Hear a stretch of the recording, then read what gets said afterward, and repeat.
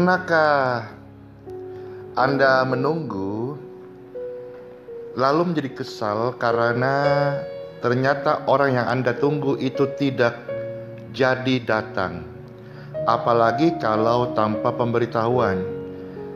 Ini baru salah satu contoh ya, yang mungkin hanya menimbulkan rasa kesal dan tidak terlalu merugikan.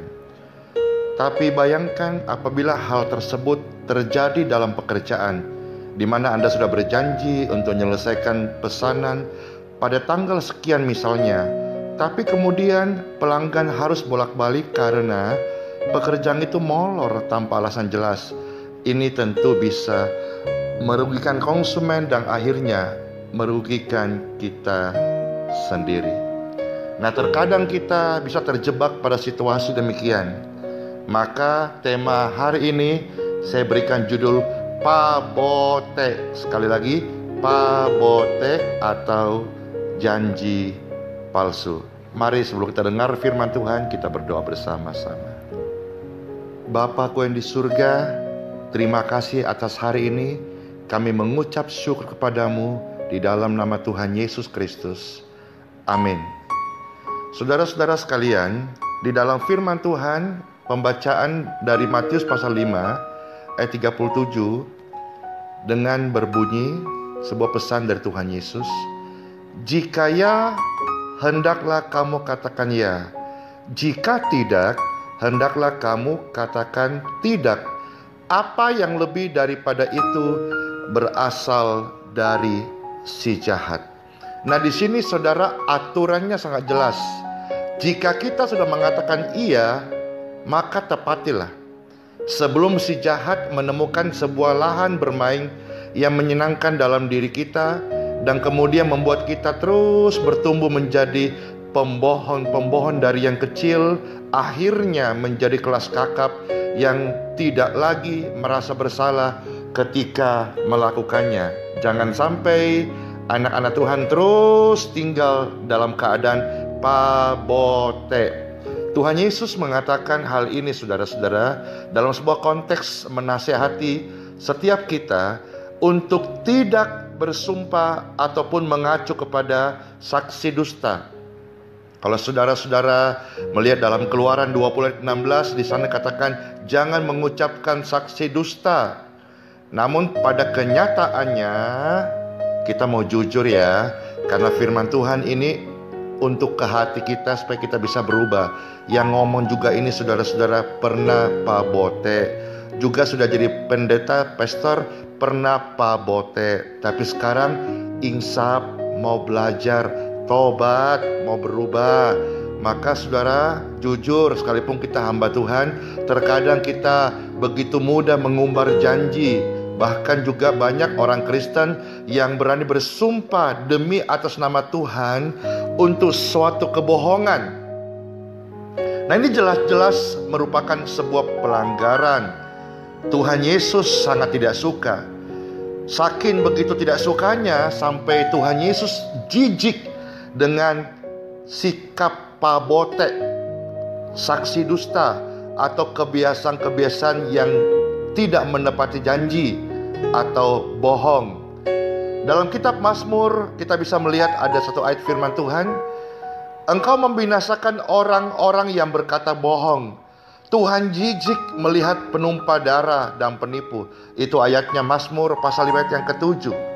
Nah, dari firman Tuhan ini kita kembali bisa melihat bahwa menipu, pembohon, pabote, saksi dusta itu bukanlah sebuah pelanggaran ringan atau habit atau sebuah kebiasaan manusia yang bisa atau patut ditoleransi, tetapi sebuah pelanggaran yang harus di-cutting dari hidup kita sebagai orang benar, yaitu bagian proses kita disempurnakan menjadi anak-anak Tuhan yang berwajah surgawi, meninggalkan tentu wajah-wajah anak dunia. Karena orang Kristen wajah anak dunia, dia bisa masuk gereja aktif tapi bisa botek jalan terus dan dia merasa is fine-fine aja. Ini penyakit yang mesti ditumpas, kalau tidak dia nanti akan terhilang di kekalan, saudara-saudara. Sebab seorang penipu itu disamakan seorang pembunuh. Wow, Ngeri banget Bapak Ibu Saudara-saudara. Nah, tentu hal ini sangat masuk akal, karena dengan menipu atau ingkar janji, kita bisa membunuh harapan dan kepercayaan orang lain, dan tentu juga bisa merugikan orang lain. Saya telah banyak dalam pelayanan juga merugikan orang lain, telah banyak mengecewakan orang lain, telah banyak memberikan harapan janji yang ternyata tidak bisa digenapi, dan saya bertobat untuk hal ini.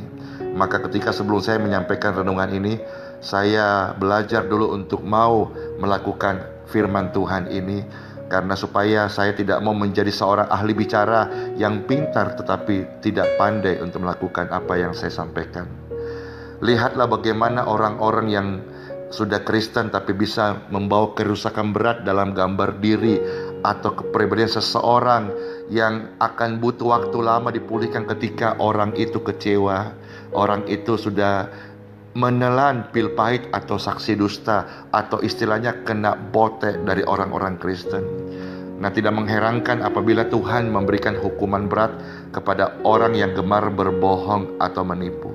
Contoh dalam kitab suci, Salomo mengingatkan lebih lanjut akan hal ini. Saksi dusta tidak akan luput dari hukuman. Orang yang menyemburkan kebohongan tidak akan terhindar. Itu tercatat dalam Amsal 19 ayat yang kelima. Nah, pada saatnya orang-orang pembohong tidak akan luput dari hukuman. Begitu seriusnya, hingga ketika seseorang berbohong, maka Tuhan pun akan menjadi lawannya. Yehezkiel 13 ayat yang ke-9. Nah, saudara-saudara sekalian dalam Tuhan, mari saya mengajak lewat renungan hari ini, belajarlah sejak dini, sejak hari ini, jauh-jauh hari sebelum kita dipanggil pulang Tuhan dalam kekekalan, untuk berani menepati janji dan serius menganggap sebuah janji atau ucapan-ucapan kita. Hendaklah orang Kristen berkata ya dan ya, tidak dan tidak, lebihnya daripada iblis. Jadi kalau orang Kristen dia pabote, hendaklah hari ini bertobat. Kita dikenal sebagai orang yang memegang janji, amin. Dan kita dikenal bukan lagi orang yang pabote. Kalau kemarin salah, berubah, perbaiki, selesaikan. Tapi hari ini perkataan-perkataan kita hendaklah tidak mengucapkan janji palsu, atau bahkan ada kadang-kadang orang banyak di sekitar kita sumpah-sumpah palsu lewat bibirnya untuk meyakinkan orang lain. Demikian pula banyak orang-orang yang bernasar, ya, kita melihat mereka berjanji dengan memakai nama Tuhan, atau mereka bernasar kepada Tuhan, yang merupakan janji ketika memohon sesuatu kepada Tuhan, sumpah-sumpah lewat bibirnya. Dan ketika Tuhan memberikan, saya pesan saudara-saudara, jangan pernah menunda atau lupa membayar nasar, karena itu juga akan menjadi sebuah kebohongan yang sangatlah tidak berkenan di hadapan Tuhan. Kalau engkau bernasar kepada Tuhan, janganlah menunda-nunda menepatinya, karena Tuhan Yesus tidak senang kepada orang-orang bodoh. Tepatilah nasarmu, itu dalam Pengkhotbah pasal 5 ayat yang keempat. Seperti yang diajarkan Tuhan Yesus, hendaklah kita menghormati setiap janji dan perkataan yang kita ucapkan. Mari kita berdoa. Bapa, terima kasih buat renungan hari ini. Kami mengucap syukur atas kasih karunia-Mu. Jadikan kami orang-orang yang berani berkata benar di dalam nama Tuhan Yesus Kristus. Amin. Sola fide, Tuhan memberkati.